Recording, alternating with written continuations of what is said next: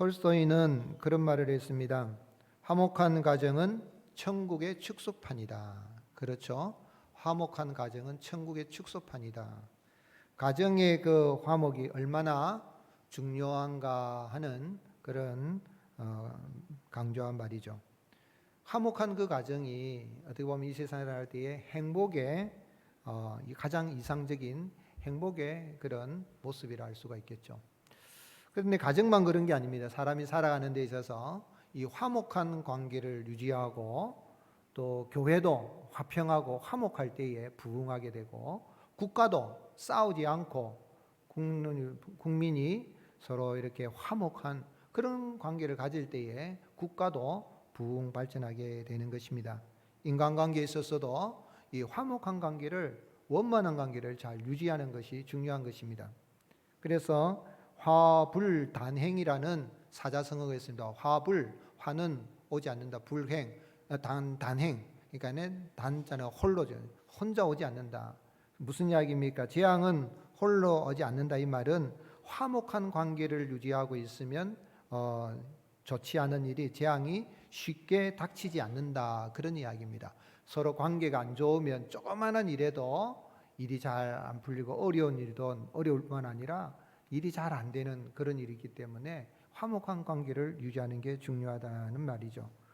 바라는 것은 오늘 여러분 살아가면서 참 서로 원만한 관계를 유지하고 화목한 관계를 유지하고 하는 일들도 잘 되고 가정에도 참 날마다 감사가 넘치고 교회도 화목한 그런 교회로 또 우리가 들어가는 세상에서 직장이나 사회생활하는 데서도 우리 그리스도인이 들어감으로 말미암아 화목한 그런 화평의 역사가 일어나서 하나님 영광 나타내는 그런 복된 삶을 살아갈 수 있기를 주님의 이름으로 축복합니다.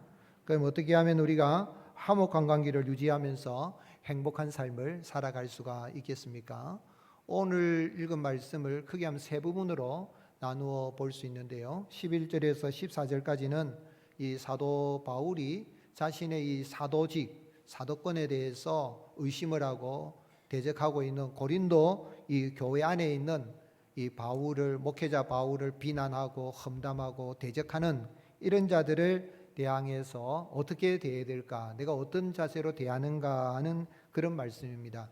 그래서 바울은 진심으로 어떤 외적인 자랑으로 한 것이 아니라 진심으로 내가 그들을 대한다. 또 교회를 대한다는 것을 알아줬으면 좋겠다는 그런 이야기고 두 번째 부분인 14절 하반절부터 10절까지 말씀에서는 이러한 바울의 그런 진정성은 어디서 나오는가? 예수 그리스도의 죽으심과 부활에 있다는 것이죠. 그래서 자기 자신도 예수 그리스도의 죽으심과 부활로 말미암아 그 예수 그리스도를 자신을 대신하여 죽으신 예수 그리스도를 말미암아서 새로운 피조물이 되었고 새 것으로 거듭났고 나뿐만 아니라 모든 사람들은 이렇게 새로운 피조물로 거듭난다는 걸 이야기합니다. 그리고 세 번째 부분인 18절에서 21절 말씀에서는 우리를 하나님과 화목하게 하기를 원하신 그 하나님께서 우리에게 화목하게 하는 직분을 주셨고 화목케 하는 말씀을 주셨는데 그 또한 근거는 우리를 대신하여 죽으신 예수 그리스도이라는 것을 그 예수 그리스도를 믿음으로 하나님과 화목하게 되고 하나님의 의를 덧입게 되었다는 것을 증언한 내용입니다. 그런데 우리가 본문 말씀을 생각해 보면서 왜 하나님은 죄가 없으신 예수님을 죄인된 우리를 대신하여서 죄로 삼으셨을까요? 그리고 인자 무적이라고 했습니다. 이 어진 사람은 적이 없다 그랬습니다. 근데 사람이 살아가면서 정말 적이 없이 대적하는 자 없이 살아갈 수 있겠습니까? 원수 없이 살아가면 얼마나 좋겠습니까마는 과연 어진 사람이 얼마나 있겠습니까? 또 왜 하나님은 바울이 복음을 전하는 현장에서 많은 대적들을 만나게 합니까? 바울이 고린도 지역에서 전도할 때에 이 유대 율법주의자들은 바울을 아주 극렬하게 대적을 해서 바울이 그 적을 떠나려고도 했습니다. 그러나 하나님의 은혜로 1년 6개월 동안 이 고린도 성 안에 하나님의 백성이 많다는 하나님의 말씀을 듣고 그렇게 전도하여 교회를 세웠는데 또 교회 안에서마저도 이 바울을 대적하는 그 교회로 바울이 개척해서 이 교회 안에 또 대적들이 일어나게 된 거 볼 때에 왜 하나님께서 이를 복음으로 말미암아 구원받았다는 교회 안에 목회자를 대적하고 험담하고 악평하는 자들이 일어나도록 허용하셨을까요? 바울에게 문제가 있어서 그럴까요? 바울이 인자무적이란 인자하지 못해서 이렇게 어질지 못하기 때문에 고린도 교회 안에 그런 문제가 일어났을까요? 또 어떻게 하면 우리가 대적하는 자가 많은 원수 같은 자가 일어난다 할지라도, 핍박하는 자가 일어난다 할지라도 낙심하지 않고 화목한 관계를 유지하면서 우리가 이 땅에서 행복한 삶을 살아갈 수 있는 길을 본문을 통해서 알 수가 있겠습니까? 하나님께서 복음 전파자 바울의 사역 가운데 이런 원수 같은 대적들이 교회 안에서마저 일어나게 하신 이유는 하나님 앞에 의론자로 서고 하나님과 화목하게 되는 길은 오직 예수 그리스도를 믿는 길 외에는 없음을 알게 하기 위함인 것입니다. 즉 하나님은 예수 그리스도를 믿는 자를 하나님 앞에서 의론자로 세우시고 하나님과 화목하게 살아가게 하시는 분인 것을 알 수 있습니다. 바울은 14절에 보면 오늘 우리가 지난 주일에 함께 말씀을 나눴지만은 이 고린도 교회 안에 바울을 대적한들이 일어나는 말들을 때 바울이 속이 많이 상했습니다. 그래서 3차 선교 여행을 하는 가운데 에베소에서 바로 고린도로 건너가서 그래서 고린도 교회 안에 대적하는 자들을 사도로서 치리권을 강행해서 다 치리하고 그렇게 하고 마게도냐로 갈까 처음 계획을 세웠다가 아니다. 다시 마게도냐부터 갔다가 고린도로 가자 했다가 아니다. 다시 드로아로 갔다가 마게도냐부터 고린도 교회는 뒤에 가자. 이렇게 계획을 바꾸었어요. 그런데 그 계획을 바꾼 것이 지난주에 우리 함께 나눴지만 바울이 고린도 교회 안에서 이런 대적하는 자들을 고린도 교회가 스스로 이렇게 치리하는 당회가 열려서 치리하고 깨끗하게 하고 그렇게 해서 화평한 관계가 유지가 될 수 있도록 회개하는 길을 주고자 함이었는데 오늘 말씀에 보면 14절에 보면 바울이 이렇게 참 계획을 바꾸어서 이 대적하는 자들은 바울이 이랬다가 저랬다가 계획을 세웠다가 오지 않고 하는 게 보니까 바울이 좀 사람이 일관성이 없는 사람이고 사도로서의 합당한 연 사람인 것 같아 하는 그런 비방하는 사람들이 있지만은 그렇게 바울이 계획을 바꾸고 편지를 4번이나 보냅니다. 고린도전서를 쓰기 전에 보내고 고린도전서를 보내고 고린도전서 다음에는 또 눈물로 쓴 편지를 디도를 통해서 보내고 또 고린도후서를 이렇게 4번이나 편지를 보낸 그 모든 이 고린도 교회 안에 목회자를 대적하는 악평하는 자들에 대해서 용서하고 사랑으로 대한 것은 누구의 사랑이 강권하시기 때문이라 그랬습니까? 하나님의 사랑이 우리를 강권하시는도다 하는데 그 하나님의 사랑으로 말미암아 이 바울이 참 자신을 대적하는 자들을 용서하고 사랑했는데 그런데 그 사랑은 무엇인가? 하나님의 사랑이 어디서 나타났다는 이야기입니까? 참으로 죄인된 우리를 대신하여 하나님께서 죄 없으신 예수님을 죄로 삼으신 바로 그리스도의 십자가의 죽으심과 부활의 있음을 이야기하면서 자기 자신이 예수 그리스도를 믿어서 변화가 되어서 새로운 피조물이 되고 새 것이 되었는데 이것은 나뿐만 아니라 누구든지 예수님을 믿는 사람은 새로운 피조물로 거듭나게 되고 새 것이 된다라고 그렇게 증언한 것입니다. 17절 그런즉 누구든지 그리스도 안에 있으면 새로운 피조물이라 이전 것은 지나갔으니 보라 새 것이 되었도다. 바울은 예수 그리스도를 믿어서 자신이 새로 거듭난 존재가 되었기 때문에 하나님 앞에서 죄인 중에 죄인이요 괴수 중에 괴수요 모든 사도 중에 작은 자이지만은 나 같은 죄인을 용서해 주신 그 사랑을 생각하니까 그 사랑에 근거해서 비록 고린도 교회 안에 목회자를 험담하고 악평하는 이런 사도를 이렇게 비난하는 자들이 대적자들이 일어나도 당장에 갈려서 치리하지 않고 시간을 두고 계획을 바꾸고 또 연기하고 또 연기하였다는 이야기죠. 말하자면 참으로 자기 같은 죄인을 구원하여 주신 주님의 그 사랑과 그 용서하신 그 은혜로 고린도 교인들을 대하고 교회를 대하고 어떻게 하든지 교회가 화목한 그런 모습으로 세워지기를 원하여서 그것을 지금 바울이 밝히고 있는 것입니다. 진심으로 예수 그리스도를 영접하여 새로운 피조물로 거듭난 그리스도인은 그의 삶 속에서 그리스도의 사랑과 용서를 나타내고 자신이 새로운 존재로 거듭났음을 보여주게 되는 것입니다. 오늘 사랑하는 성도 여러분, 내가 예수 그리스도를 믿어서 새로운 피조물이 되었음을 확신할 수 있기를 주님의 이름으로 축복합니다. 옛것은 지나갔으니 보라 새 것이 되었도다. 한번 따라 하시겠습니다. 나는 새로운 피조물입니다. 아멘이십니까? 그러면 새로운 피조물답게 살아가야 되는 거죠. 이제 그럼 우리가 어떻게 살아야 될 것인가 하는 걸 나타내는데, 바울은 그렇게 자기 자신이 그리스도의 사랑과 그리스도의 용서의 은혜를 가지고 교회를 대한다는 거죠. 맥스 루케이도 목사님은 그에 대해서 예수님처럼이란 책에서 그런 말을 했습니다. 하나님은 당신을 있는 그대로 사랑하십니다. 그러나 그대로 두지는 않으십니다. 당신이 변화되기를 원하십니다. 그렇죠? 우리가 있는 모습 그대로 주님 앞에 나가지만은 주님은 있는 모습 그대로 받을 거예요. 그러나 있는 모습 그대로 두지 않고 어떻게 한다고요? 변화되기를 원하시고 변화시키십니다. 누구를 통하여? 예수 그리스도를 통하여서. 십자가의 대속하여 주신 예수 그리스도를 믿게 하시고 예수 그리스도를 믿어서 새로운 피조물로, 새로운 창조물로, 새로운 사람으로 거듭나게 하시는 것입니다. 바울은 뿐만 아니라 나아가서 하나님이 죄 없으신 예수님을 우리를 대신하여서 죄로 삼으신 것은 예수 그리스도 안에서 하나님의 의가 되고 하나님과 화목하게 하기 위함이라 그랬어요. 새로운 피조물이 되고 새 것으로 거듭나서 하나님과 화목하게 한 것이다. 그래서 명령형으로 이야기합니다. 20절에 그러므로 우리가 그리스도를 대신하여 사신이 되어 하나님이 우리를 통하여 너희를 권면하시는 것 같이 그리스도를 대신하여 간청하노니 너희는 하나님과 화목하라. 여러분, 이 세상에 태어난 사람도 하나님하고 신하고 화목하게 지내야 될 그런 운명을 가지고 있는 거예요. 죄로 말미암아 다 죽게 돼 있고 지옥에 가게 돼 있는데, 그럼 내가 어떻게 화목하겠어요?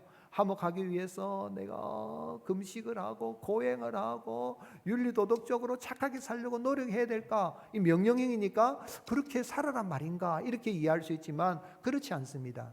21절 말씀을 보면 하나님과 화목할 수 있는 길이 뭐라 그랬습니까? 21절 같이 읽겠습니다. 시작. 하나님이 죄를 알지도 못하신 이를 우리를 대신하여 죄로 삼으신 것은 우리로 하여금 그 안에서 하나님의 의가 되게 하려 하심이라. 여러분, 우리는 의를 입었는데 하나님의 의를 입은 사람입니다. 아멘이십니까? 여러분, 이 세상에서 나라를 위해서 또는 어려운 사람, 위급한 사람을 위해서요, 자기 자신을 갖다가 목숨을 바쳐서 희생하고 이렇게 죽거나 이런 사람 있잖아요. 그런 사람들을 위국 헌신한 이런 사람을 의사라고 합니다. 의사, 의로운이라는 사람이다 이 말이죠. 어떤 교통사고가 나면 물에 빠진 사람을 건지고 자신은 만약에 죽게 되면은 그런 사람을 의사라고 합니다. 굉장히 중요한 일이죠. 대단한 사람입니다. 우리가 또 그런 희생정신을 살아야 되겠지만, 여기에서 말하고 있는 의는 뭐냐면 그런 내가 노력으로 착하게 어떤 선행을 해서 이렇게 된 것이 아니라 다 이 세상에 태어날 때 죄를 가지고 태어나서 죽지 않을 수 없는 그런 존재인데, 그 죽을 인생을 구원하기 위해서 예수님이 나의 죄를 대신하여 십자가에서 다 죄를 없애하시고 속죄하여 주시고 죽은 자 가운데 부활하셨기에 그 예수 그리스도를 믿는 자에게 주시는 하나님의 의를 가리키는 것입니다. 예수님을 믿는 사람들의 의는 내가 의롭게 살아서 의인이 된 것이 아니라 예수 그리스도의 의를 덧입어서 하나님의 의를 받은 사람입니다. 오늘 여러분, 내가 하나님의 의를 받아서 나는 하나님의 의인이다 하는 확신을 가지고 살아갈 수 있기를 주님의 이름으로 축복합니다. 그런데 우리가 이 땅에 살아갈 때에 교회 좀 오래 다니다 보면 자기 의로움을 사는 사람들이 있어요. 내가 교회 안 다닌 사람보다 내가 좀 더 착한 것 같아요. 내가 좀 더 의로운 것 같아요. 저 교회 안 다니는 사람들은 뭐 지옥 불수수이기처럼 생각하고 뭐 그런 사람이 있어요. 또 교회 다니면서도 내가 니보다 성경 많이 읽고 니보다 내가 헌금도 많이 내고 니보다 기도도 많이 하니까 내가 너보다는 내가 더 의롭다고 착각하는 사람들이 있어요. 여러분, 그렇지 않습니다. 그 모든 것은 감사해서 우리가 바르게 살아야 되지만은 우리가 하나님 앞에 내세울 의는 나의 의는 하나도 없고 오직 예수 그리스도를 통하여 주신 하나님의 의라는 걸 알고 그 하나님의 의를 입어서 하나님과 화목하게 되어졌고 새로운 피조물이 되었고 새 것으로 거듭났고 하나님의 자녀가 되었음을 믿고 그 사랑에 감격하여서 그 존재에 합당한 삶을 살아가는 은혜가 있을 수 있기를 예수님의 이름으로 축복합니다. 그리고 우리 예수님께서 이 땅에 오신 목적이 뭐라고 말씀했습니까? 마태복음 20장 28절 같이 읽겠습니다. 인자가 온 것은 섬김을 받으려 함이 아니라 도리어 섬기라고 자기 목숨을 많은 사람의 대속물로 주려 합니다. 우리 주님이 내가 죽어야 할 자리에 대신 대속물이 되어 화목제물이 되셔서 죽으심으로 말미암아 나는 하나님과 화목하게 되고 하나님의 의인으로 살아가게 된 것입니다. 오직 의인은 믿음으로 말미암아 살리라 그랬는데 정확하게 번역하면 오직 나의 의인은 나의 믿음으로 말미암아 살리라 하나님이 말씀하셨는데, 하나님의 의인은 하나님이 입혀주시는 의를 입고 살아가는 사람인 것입니다. 오늘 여러분 한번 따라 하시겠어요? 나는 하나님의 의인입니다. 아멘이십니까? 그 은혜를 감사하면요, 그 사랑, 주님의 사랑으로, 주님의 용서로 내가 모든 사람을 대할 수가 있는 것이죠. 그래서 바울은 로마서 3장 25절에 이 예수를 하나님이 그의 피로써 믿음으로 말미암는 화목 제물로 세우셨으니 이는 하나님께서 길이 참으시는 중에 전에 지은 죄를 간과하심으로 자기의 의로우심을 나타내려 하심이라. 오늘 여러분, 내가 예수 그리스도를 믿어서 참 예수 그리스도의 의, 하나님의 의를 읽고 하나님과 화목하게 되었고 새로운 피조물로 거듭났다면 오늘 여러분의 가정에서나 교회에서나 그 존재에 합당한 삶을 살아가는, 변화된 모습으로 살아가는 그런 은혜가 있을 수 있기를 주님의 이름 축복합니다. 이장호 감독 아마 들어보셨을 거예요. 1974년 우리에게 잘 아는 별들의 고향이라는 영화를 비롯해서 바람 불어 좋은 날, 어둠의 자식들 등의 영화를 만든 유명한 영화 감독입니다. 그런데 이분이 내가 세상에서 가장 잘한 일은 예수를 믿는 일이라는 책이 있는데, 그 책에서, 이 책에는 이제 우리 한국 사회에 좀 지도자급에 속한 사람들이 예수님을 믿고 난 다음 변화된 그 간증에 대한 이야기인데, 거기에 자신이 예수님을 믿어서 변화된 이야기를 하나님과 손잡고 다니는 것 같고 라는 이런 제목으로 간증을 이야기했습니다. 그가 참 예수님을 믿기 전에는 욕도 잘하고 또 여성들을 대할 때에 여성들을 인격체로 대하지 않고 소모품 정도나 어떤 성의 대상으로만 생각을 했는데, 예수님 믿고 난 다음에 많이 변화가 된 거예요. 그리스도 안에서 새로운 피조물이 되고 난 다음에는 욕을 하지 아니하고, 또 영화를 만들 때도 여성에 대한 생각도 바뀔 뿐만 아니라 영화를 만들 때도 하나님이 원하시지 않는 영화는 만들지 않겠다 하고 좋은 영화를 만들려고 애를 썼다 그럽니다. 뿐만 아니라 변화된 새로운 피조물로서 그는 합당하게 성경을 읽는 게 그렇게 재미가 있다는 거예요. 여러분, 성경 읽으면 재밌습니까? 별로 재미없나 봐요. 여러분, 성경 읽으면 재밌습니까? 아이고, 목사가 성경만 읽어야 되겠다, 또는 아이고 내가 몇 동안지 또 사람들이 말하기 위해서 읽는, 그게 아니라 성경을 읽으면 재미가 있다는 거예요. 성경 읽을 재미가 넘치기를 주님 축복합니다. 그럼 기도를 할 때는, 교회는 다녀도 전에는 근성으로 막 다녔는데 한 5분만 기도해도 아이고 뭐 시간이 뭐 왜 이렇게 기나 이런 생각했는데, 그리스도 안에 새로운 피를 한 다음에 30분을 기도해도 재미가 있고, 기도하는 게 재미가 있다는 거예요. 아멘이십니까? 성경 읽고 기도하는 게 재미가 있다. 변화된 모습이에요. 그렇습니다. 오늘 여러분, 우리가 하나님과 화목된 자로서 내가 예수 그리스도 안에서 나의 정체성을 확인하고 그 정체성에 합당한 그런 삶을 살아가는 저와 여러분이 되시기를 주님 축복합니다. 그럼 우리 어떻게 살아야 되겠습니까? 따라 하시겠습니다. 그리스도인은 예수 그리스도를 대신하여 사는 그리스도의 사신입니다. 아멘이십니까? 누구를 대신하여 산다고요? 그리스도로 예수님을 대신하여 사는 그리스도의 사신이래. 바울은 하나님께서 자신을 하나님과 화목하게 해주시고 또한 새로운 피조물로 거듭나게 하시고 하나님의 의를 덧입어 주셨기 때문에 고린도교회 성도들과 자기를 막 악평하고 대적하는 자리 있어도 그들을 위해서 사랑으로 나가는데, 그렇게 하게 된 게 뭐냐면 자기 자신이 그리스도를 대신하는 사람이라는 거예요.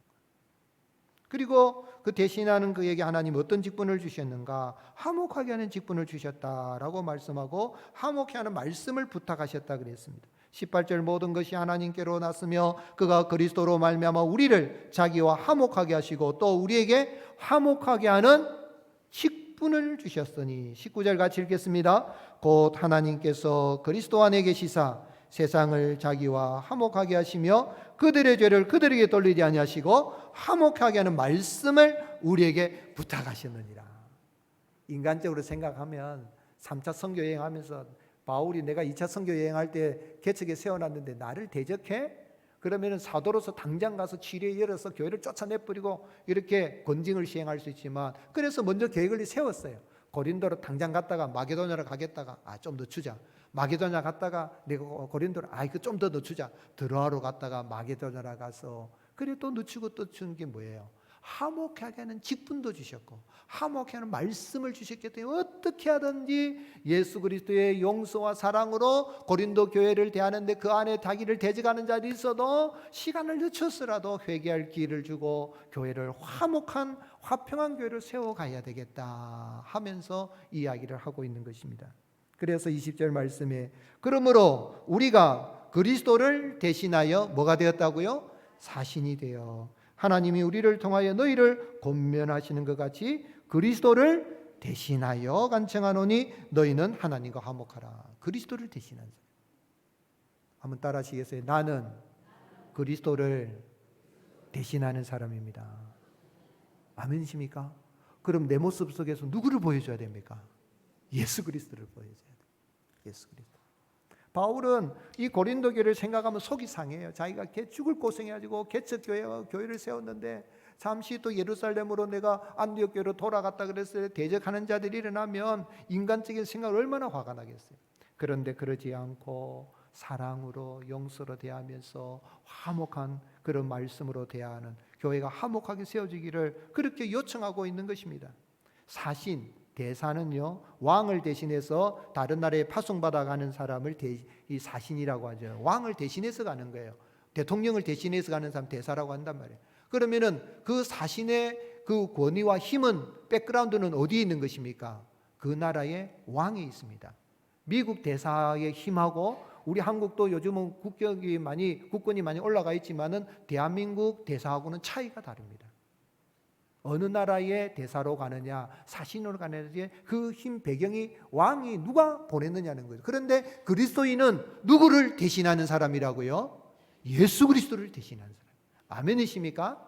나의 백그라운드는 예수 그리스도를 대신하는, 예수 그리스도가 힘이 되는 거죠. 그러니 그리스도의 대신으로서 그리스도의 사신이었으면 그리스도의 모습을 보여준데 그것은 한마디로 화목한 것. 하나님과 원수된 우리를 화목하게 하신 주님이 우리에게 화목해 하는 직분도 주시고 화목해 하는 말씀을 주셨기 때문에 어떻게 하든지 내가 들어가면 가정이 화목하고 교회가 화목하고 사회가 화목하고 나라가 화목하는 그런 화평의 역사가 일어나도록 우리가 하나님의 은혜를 구하고 그 역할을 감당해야 되는 것입니다.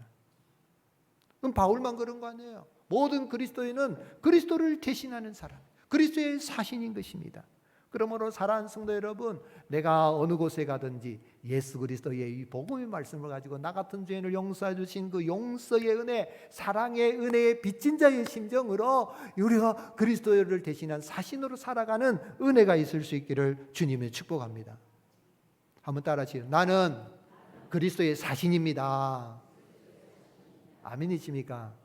옆 사람 보세요. 당신은 그리스도의 사신입니다. 네. 그러면 누구 모습이 보여야 돼요? 보세요. 당신을 보니까 예수님 보는 것 같습니다. 시작.